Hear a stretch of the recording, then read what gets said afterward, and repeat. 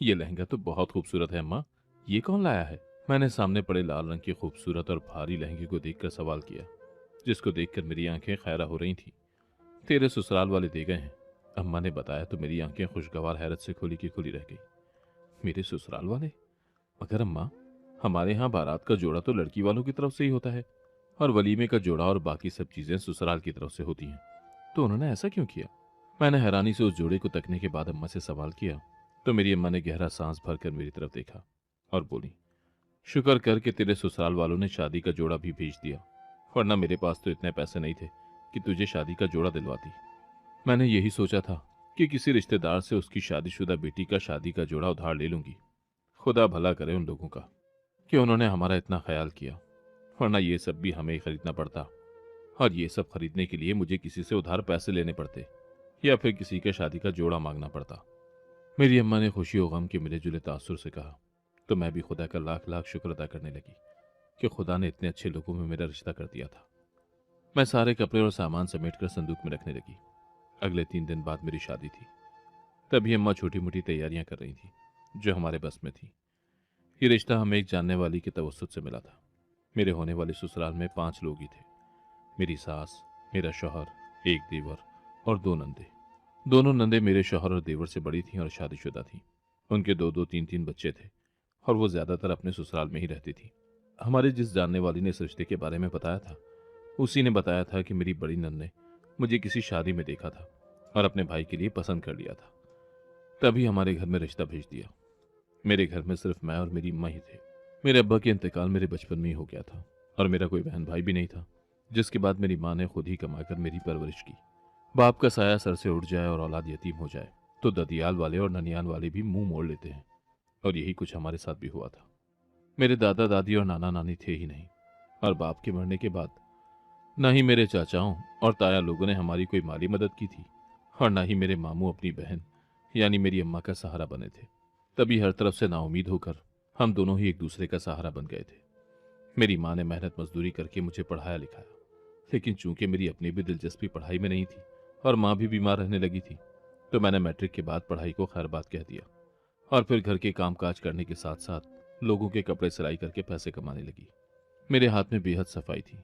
यही वजह थी कि मेरा काम कम वक्त में ही काफी मकबूल और मशहूर हो गया था और ज्यादा से ज्यादा लोग मेरे पास कपड़े सिलाई करवाने आते और यूं मेरी गुजर बसर अच्छे तरीके से होने लगी। इसी मामूल के साथ जिंदगी गुजारते मजीद 6 साल गुजर गए। अब मैं 21 साल की हो चुकी थी और मेरी अम्मा जल्द से जल्द मेरी शादी करके अपना फर्ज अदा कर देना चाहती थी। इसीलिए मेरी अम्मा ने कई लोगों से रिश्ते का क्या रखा था कि कोई अच्छा और शरीफ घराना मिले तो उन्हें बता दिया जाए ताकि मेरी वहां बात बन जाए। ये मेरी माँ की दुआओं और काविशों का ही समर था जो हमें घर बैठे बिठाए ही अच्छा रिश्ता मिल गया था, और वो लोग मुझे पहली ही नजर में पसंद करके शादी की तारीख भी तय करके जा चुके थे। मेरी अम्मा को अब ये भी फिक्र नहीं रही थी कि उन्हें मुझे जहेज देना पड़ेगा, क्योंकि मेरे ससुराल वालों ने जहेज लेने से भी मना कर दिया था, जिस पर हम मुतमईन और खुश थे। 3 दिन पलक झपकते गुजरे और शादी का दिन आन पहुंचा। चूंकि हमारे रिश्तेदार हमारे गम में कभी हमारे साथ खड़े होना तो दूर, कभी हौसला बढ़ाने भी नहीं आए थे, तो मेरी अम्मा ने भी रिश्तेदारों में से शादी पर किसी को नहीं बुलाया। बस मोहल्ले के कुछ मुअज़्ज़िज़ और जानने वाले लोग थे जिनको शादी पर बुलाया गया था ताकि मेरे गवाहान की कमी पूरी हो सके। मेरे ससुराल वालों ने हमारी हैसियत देखते हुए शादी सादगी से सिर्फ निकाह की सूरत ही रखी थी। तभी ज्यादा धूम धड़ाका नहीं लगा हुआ था। वो लोग मुकर्ररा वक्त पर आए और फिर सबकी दुआओं के हिसार में निकाह की रस्म अदा की गई। मैंने अपने होने वाले शौहर को सिर्फ एक मर्तबा तस्वीर में ही देखा था, जो काफी खूबसूरत था। हर कम तो मैं भी नहीं थी, मैं भी काफी खूबसूरत थी और मुझे यकीन था कि मेरा शौहर भी मुझे पसंद करता होगा। निकाह के बाद मेहमानों को खाना वगैरह खिलाया गया और फिर उसके बाद रुखसती का शोर उठा और मैं रोती हुई अपनी माँ से मिलकर ससुराल में रहने की ढेर सारी हिदायतें लेकर और अपनी माँ को तसल्ली देकर अपने ससुराल की तरफ रुखसत हुई। घर पहुंचकर मुझे हॉल में बिठा दिया गया और फिर मुख्तलिफ रस्में की जाने लगी। कुछ रस्मों के बारे में मैं जानती थी और कुछ से बिल्कुल अनजान थी। मैं काफी थक चुकी थी, लेकिन फिर भी मारे मुरव्वत के सबके दरमियान बैठी सभी रस्मों को सरंजाम देती रही कि पहले दिन की दुल्हन थी और पहले ही दिन अपने ससुराल वालों की मंशा के खिलाफ जाकर उनसे खुद को बदजन नहीं करना चाहती थी। तभी चुपचाप बैठी सभी रस्मों में हिस्सा लेती रही जिस जिसका वो लोग कहते गए। उसके बाद मेरी नंदे मुझे कमरे में ले गई जो कि मेरे शौहर का था और अब से मुझे भी इसी कमरे में रहना था। कमरा रिवायती अंदाज में हल्का फुल्का सजा हुआ था। मैं काफी थक चुकी थी। तभी बेड ग्राउंड से टेक लगा ली और अपने शौहर के आने का इंतजार करने लगी। लेकिन मेरा इंतजार लंबा ही होता जा रहा था और मेरा शौहर आने का नाम ही नहीं ले रहा था। मुझे एक बात पर ताज्जुब भी हुआ था कि जब से निकाह हुआ था मैंने अपने शौहर को एक भी लफ्ज बोलते या मुझसे बात करते नहीं देखा था, और अब तक मैंने अपने शौहर की आवाज तक नहीं सुनी थी। यूं ही बैठे बैठे मेरी आंख लग गई और मैं हर चीज से बेनियाज होकर हर सोच से आरी हो गई। न जाने कितनी देर गुजरी थी कि अचानक खटके की आवाज पर मेरी आंख खुली। मैंने कमरे में निगाहें दौड़ाई तो कमरे में मुझे कोई नजर न आया, जिस पर मुझे हैरत हुई। लेकिन जो ही मेरी निगाह दरवाजे की जानिब उठी, मेरी हैरत दो चन हो गई, क्योंकि खुले हुए दरवाजे से मेरा शौहर अंदर दाखिल हो रहा था। लेकिन मेरी हैरत की वजह मेरा शौहर नहीं, बल्कि शौहर के साथ आती हुई औरत थी, जो पागल सी थी और हरकतें भी पागलों वाली ही कर रही थी। उसने पुराने और कुछ हद तक फटे हुए कपड़े पहन रखे थे और वो बार बार अपने सर को खुजा रही थी और अजनबी नजरों से पूरे कमरे को यूं देख रही थी जैसे पहली बार ऐसी कोई चीज देख रही हो। मैंने हैरत से पहले उसे और फिर अपने शौहर को देखा, जिसने उस पागल औरत का हाथ थाम रखा था। मैं हैरत से गंग अपनी जगह से उठ खड़ी हुई और उठकर उनके करीब चली गई। वो पागल औरत तेजी से मेरे शौहर के पीछे छुपने लगी, जैसे वो मुझसे डर रही हो। ये कौन है आपके साथ और हमारे कमरे में क्या कर रही है? मैंने अपने शौहर कामरान से पूछा तो उसने पहले अपने साथ खड़ी उस पागल लड़की को खींचकर अपने सामने किया और बोला, ये मेरी बीवी है और चलो अब इसे बिल्कुल अपनी तरह तैयार करो। अपने शौहर की बात सुनकर मैं हैरत से गंग रह गई कि आज ही मेरी और उसकी शादी हुई थी और वो आज ही एक पागल सी औरत को हमारे कमरे में लाकर मुझसे कह रहा था कि ये उसकी बीवी है और उसे मैं अपनी तरह तैयार कर दूं। ये आप क्या कह रहे हैं? ये आपकी बीवी कैसे हो सकती है और मैं कैसे इसे अपनी जगह पर तैयार करके बिठा दूं? आपकी बीवी तो मैं हूं और आज ही मेरी और आपकी शादी हुई है, मैंने सदमे भरे अंदाज में कहा। तो कामरान ने मुझे गुस्से से देखा। मैंने कहा ना कि ये मेरी बीवी है और तुम इसे बिल्कुल अपनी तरह तैयार कर दो और फिर तुम इस कमरे से निकल जाओ, वरना तलाक देकर घर से निकाल दूंगा। अपने शौहर की बात सुनकर मैं कपकपा कर रह गई। वो औरत कौन थी मैं नहीं जानती थी, लेकिन मेरे शौहर का रवैया मेरी समझ से बालातर था। मैंने कभी किसी नई नवेली दुल्हन के साथ ऐसा सलूक होता नहीं देखा था, बल्कि शौहर तो अपनी नई नवेली बीवियों के वारे सदके जाते हैं, जबकि मेरा शौहर एक पागल औरत को मेरे सामने लाकर उसे सजाने और संवारने को कहने के साथ साथ मुझे कमरे से निकल जाने को भी कह रहा था और साथ में धमकी भी दे रहा था कि अगर मैंने ऐसा ना किया तो वो मुझे तलाक देकर घर से ही निकाल देगा, और अगर वो मुझे तलाक देता तो ना सिर्फ मेरी बाकी जिंदगी बर्बाद हो जाती, बल्कि मेरी माँ भी जीते जी मर जाती। उसने बहुत शौक और लगन से मेरी शादी करवाई थी ताकि वो अपनी जिम्मेदारी और फर्ज पूरा कर सके और मैं अपने घर में खुशी से रह सकूं। मैं नहीं चाहती थी कि मेरी माँ, जिसने पहले ही अपनी जिंदगी में बहुत गम सहे हैं, वो मेरा भी गम सहे। तभी मैंने रोते हुए सर हिला दिया और फिर उस पागल औरत को तैयार करने की हामी भर दी। मैं दिल दिल में परेशान होती और रोती हुई उस पागल औरत को बाथरूम में ले गई और फिर अपने कपड़े उसे पहना दिए। ये वही लहंगा था जो मेरे ससुराल वालों की तरफ से मुझे शादी पर मिला था, लेकिन अब वो उस पागल औरत का नसीब बन रहा था जो मेरे जितनी हसीन नहीं थी, मगर उसकी किस्मत मुझसे कहीं ज्यादा अच्छी थी। उसे अपना लिबास पहनाने के बाद मैंने उसके फटे पुराने कपड़े पहन लिए और उसे लेकर बाहर चली आई। मेरा शौहर बेड पर बैठा हमारी तरफ ही देख रहा था, जिस पर मैंने उस पागल औरत को ड्रेसिंग टेबल के सामने रखे स्टूल पर बिठा दिया और फिर उसके बाल बनाने लगी। मेरे हाथ कपकपा रहे थे, जबकि खौफ और परेशानी के साथ साथ उलझन ने भी मेरी जात का हिसार कर रखा था। उसके बाल बनाने के बाद मैंने उसका मेकअप किया, वो सारी ज्वेलरी उसे पहनाई जो कुछ देर पहले मैंने पहनी हुई थी। उसे तैयार करके मैंने उसका जायजा लिया तो वो काफी प्यारी लग रही थी, जिस पर मेरी आंखें नम हो गईं कि मेरा शौहर मेरी जगह किसी अनजान और पागल औरत को दे रहा है जिसे मैं जानती तक नहीं थी। वो पागल औरत काफी पुरजोश सी अपने लिबास को और अपने अक्स को आईने में देख रही थी और खुश हो होकर तालियां बजा रही थी, यानी उसे भी ये सब अच्छा लग रहा था। ये तैयार है, मैंने उसे तैयार करके उसका जायजा लेने के बाद अपने शौहर को मुखातिब किया तो वो सर हिलाता बेड से उठकर उसके करीब आया और उसका जायजा लेकर मुझे वहां से निकल जाने को कहा, जिस पर मैं उस पागल औरत को चादर उड़ाती बाहर आ गई। मेरा चेहरा मेकअप से साफ था और जिस्म पर उस पागल औरत के फटे पुराने कपड़े थे। गर्ल्स कोई भी मुझे देखता तो यकीन न करता कि कुछ देर पहले जो दुल्हन इस घर में आई थी वो मैं थी। उस वक्त तो मैं पागल औरत लग रही थी, कोई मुझे देखता तो पागल ही समझता। ये घर मेरे लिए अनजान था, मैं यहाँ पहली बार आई थी। तभी मैं कमरे के दरवाजे से निकलकर दरवाजे के बाहर ही बैठ गई। मुझे नहीं पता था कि मैं रात के इस पहर कहाँ जाऊं। अगर किसी के कमरे में जाती तो वो मुझसे पूछते कि मैं इस हाल में कमरे से बाहर क्या कर रही हूँ। तलाक का खौफ मुझे रोक रहा था। तभी मैं चुपचाप अपने शौहर के कमरे के बाहर ही बैठ गई। अलबत्ता चेहरा चादर की ओट में कर रखा था। मुझे परेशानी के मारे नींद भी नहीं आ रही थी। यही वजह थी कि मैं अब तक जाग रही थी। अभी मैं वहीं बैठी हुई थी जब अचानक मुझे कदमों की आहट सुनाई दी। मैंने चौंक कर उस तरफ देखा तो सामने से ही मेरा देवर आ रहा था। उसने मुझे दरवाजे के बाहर बैठे देखा तो कुछ चौंका और फिर अगले ही लम्हे बिना कुछ पूछे या जाने मुझे पकड़ा और अपने साथ ले जाने लगा। चेहरा चादर की ओट में होने की वजह से वो मुझे देख नहीं पाया था। मैंने मुजाहिमत करनी शुरू की तो वो मुझे घसीटता हुआ कमरे में ले जाने लगा, जिस पर मैं चुपचाप उसके साथ चलने लगी कि अगर मुंह खोलती तो मेरी ही बेइज्जती होनी थी कि पहली ही रात मुझे अपने शौहर ने कमरे से बाहर निकाल दिया था। वो शायद मुझको वही पागल औरत समझ रहा था और मेरे ख्याल से तो वो उनकी कुछ ना कुछ लगती तो थी। मगर क्या, ये सवाल मेरे जहन में गूंज रहा था। वो मुझे लेकर एक कमरे में पहुंचा जहां अंधेरा छाया हुआ था। उसने आगे बढ़कर बल्ब जलाया। मैं अब तक मुतमईन थी, लेकिन जान तो तब निकली जब उसने मुझे जंजीर से बांधने के बाद अचानक मेरे सामने सूखी रोटी और दाल रखी, जिसके साथ दवाइयों वाला शॉपर भी था। यानी वो ये खाना खिलाने के बाद मुझे दवाइयाँ खिलाने का भी इरादा रखता था, जो शायद उस पागल औरत की थी। और मैं ये दवाइयाँ हरगिज नहीं खा सकती थी, क्योंकि मैं पागल नहीं थी। मेरा एक पैर जंजीर से बंधा हुआ था, जबकि हाथ आज़ादी थे।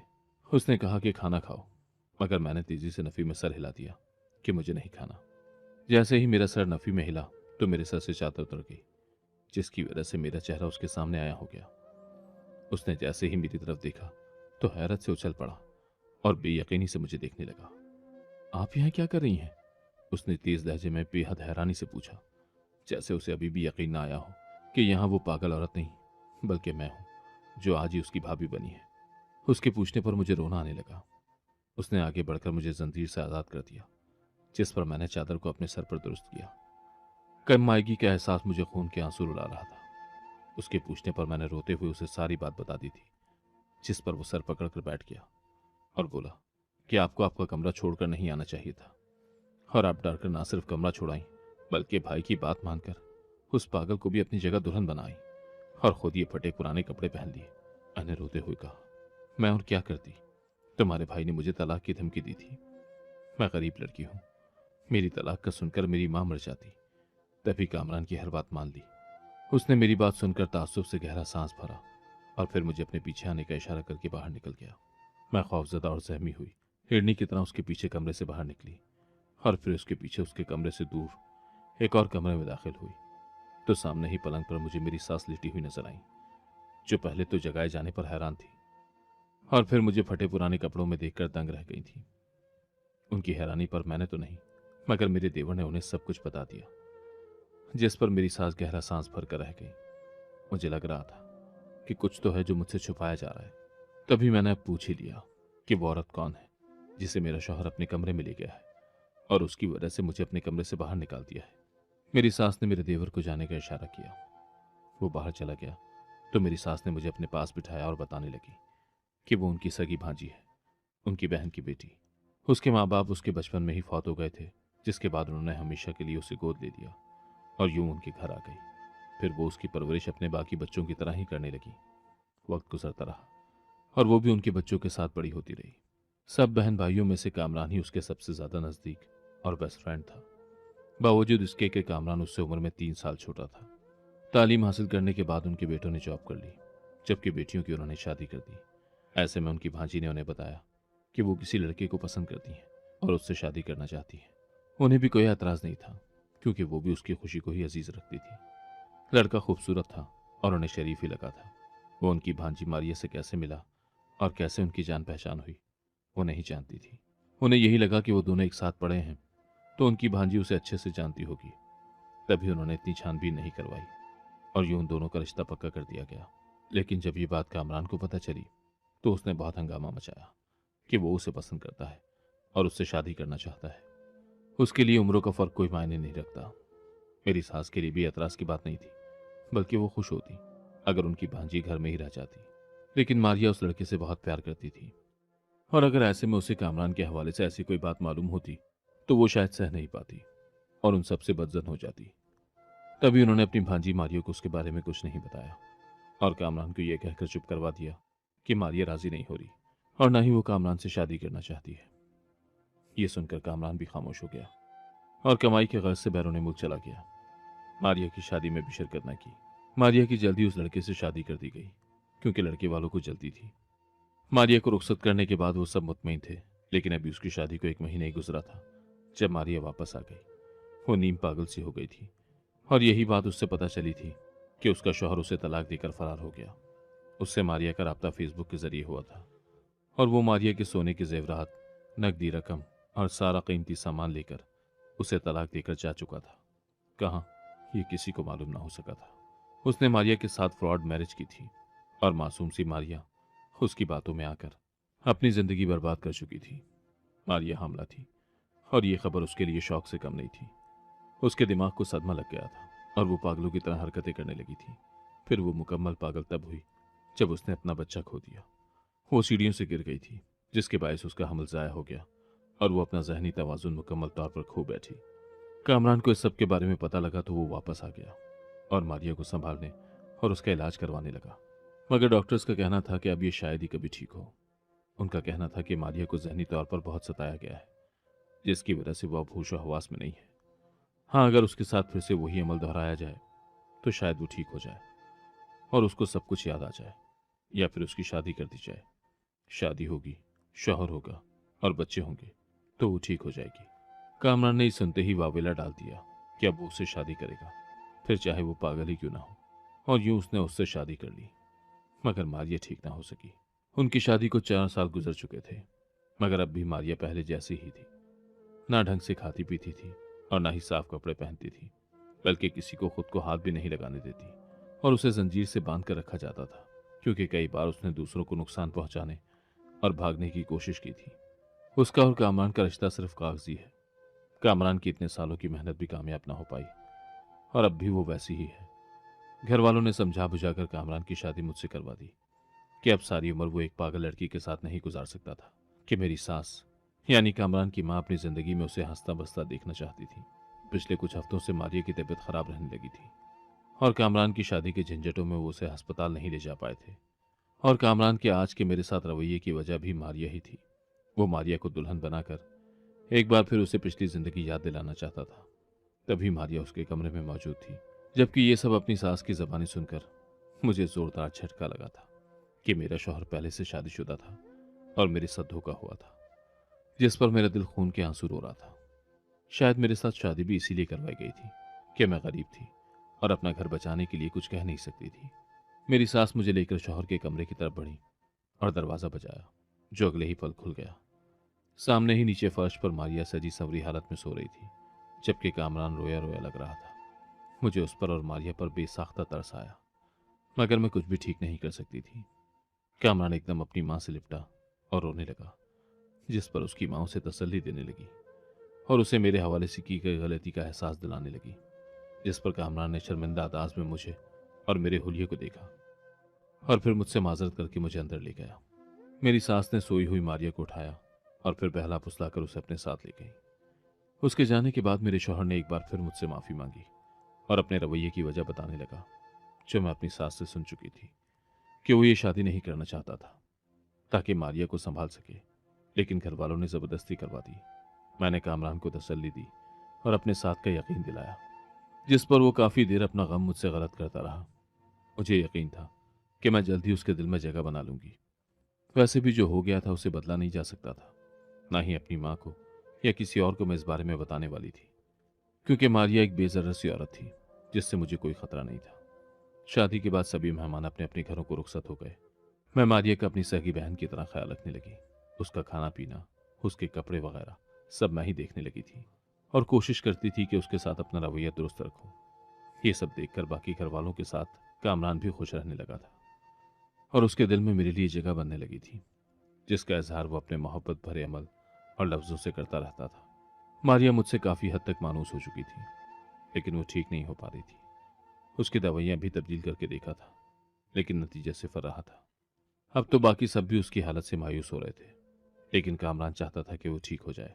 तभी मैं दिलजमी से उसका ख्याल रख रही थी, बिना किसी बोझ और बिना किसी हसद के। उसका चेकअप भी मैं या कामरान ही अस्पताल ले जाकर करवाते, यूं ही करते करते 2 महीने गुजर चुके थे। मारिया जो पहले ऊटपटांग हरकतें करती रहती थी, अब चुपचाप से रहने लगी थी। उसे हर वक्त बुखार चढ़ा रहता और वो अपने कमरे में बिस्तर पर पड़ी ऊँगती रहती। अब वो पहले की तरह शोर नहीं करती थी। उसके डॉक्टर ने उसकी इस बात को एक अच्छी अलामत करार दिया था, लेकिन दिन ब दिन उसकी हालत बिगड़ती जा रही थी। वो कमज़ोर तो पहले ही थी, लेकिन दिन ब दिन हड्डियों का ढांचा बनती जा रही थी, जिस पर मैंने मशवरा दिया कि उसका मुकम्मल चेकअप करवाया जाए। और यूं कामरान ने एक अच्छे अस्पताल से उसका चेकअप करवाया, लेकिन जो बात सामने आई उसने हमारा दिमाग हिला कर रख दिए थे। मारिया को हेपेटाइटिस सी था, और वो भी आखिरी स्टेज पर। डॉक्टर्स ने बताया था कि वो बेहद कम वक्त जिंदा रह सकेगी, जिस पर हम सब सदमे में घिर गए थे। हम उसका पहले से बढ़कर ख्याल रखने लगे थे और उसका मुकम्मल इलाज शुरू करवा दिया था। मुझे वो बहनों की तरह अजीज हो गई थी और मैं नहीं चाहती थी कि उसे कुछ हो, लेकिन होने को कोई नहीं टाल सकता। जिस दिन मेरा बेटा पैदा हुआ, उसके 1 हफ्ते बाद मारिया की मौत हो गई और वो सबको दुखी छोड़कर खालिक की हकीकी सजा मिली। उसकी मौत का हम यकीन नहीं कर पाते थे। ऐसा लगता था कि अभी वो कहीं से निकल आएगी, लेकिन हकीकत यही थी कि वो हम सबको दुखी छोड़कर हर फिक्र से आज़ाद होकर मर चुकी थी। जाने वालों पर सब्र आ ही जाता है। हमें भी आहिस्ता आहिस्ता उसकी मौत पर सब्र आ ही गया था, लेकिन कभी कभी उस लड़के पर बेहद गुस्सा आता था जिसने मारिया को धोखा दिया था और जिसकी मोहब्बत और धोखे में मारिया पागल हो गई थी कि इतने साल तक खुद को ही फरामोश कर दिया था। अगर वो इंसान मारिया की और उसकी मोहब्बत की कदर कर लेता और पैसों और जेवरात का लालच ना करता, तो आज मारिया और अपने बच्चों के साथ खुशगवार जिंदगी गुजार रहा होता। लेकिन हमेशा वही नहीं होता जो इंसान सोचता है, बल्कि वही होता है जो किस्मत में लिख दिया गया है। और मारिया के साथ भी वही हुआ था जो उसकी किस्मत में लिख दिया गया था, जिसका दुख सारी जिंदगी खत्म नहीं होगा। अगर आपको आज की कहानी पसंद आई है तो वीडियो को जरूर लाइक कीजिएगा और अपने दोस्तों के साथ भी शेयर कीजिएगा। और हाँ, अगर आपने अभी तक हमारा चैनल सब्सक्राइब नहीं किया तो जरूर सब्सक्राइब करें। मिलते हैं कल एक नई और दिलचस्प कहानी के साथ। अल्लाह हाफिज।